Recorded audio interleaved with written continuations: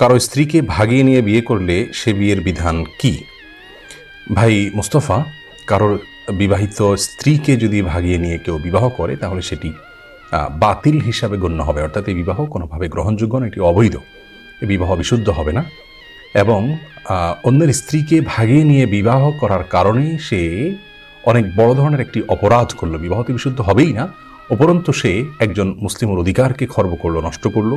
কোনো নারী যদি তার স্বামীর সঙ্গে ডিভোর্স হওয়া ছাড়া অথবা স্বামীর মৃত্যু ছাড়া তিনি যদি অন্যত্র নিজে থেকে সেদে গিয়ে কারোর সঙ্গে বিবাহ বন্ধনে আবদ্ধ হন, তাহলে সেক্ষেত্রে তিনিও পাপিষ্ঠ হলেন এবং ব্যভিচারী হিসাবে বিবেচিত হবেন।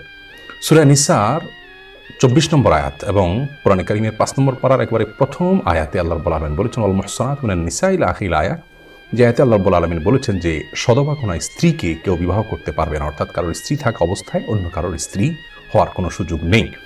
যার কারণে কারোর স্ত্রী থাকা অবস্থায় তাকে ভাগিয়ে নিয়ে বিবাহ করা যেমন অপরাধ, কোনো নারীর জন্য নিজের স্বামীর সঙ্গে বিচ্ছেদ হওয়া ছাড়া এবং অথবা স্বামীর মৃত্যু হওয়া ছাড়া অন্যত্র বিবাহ বন্ধনে আবদ্ধ হওয়া সম্পূর্ণ অবৈধ কাজ, সে বিবাহ বাতিল।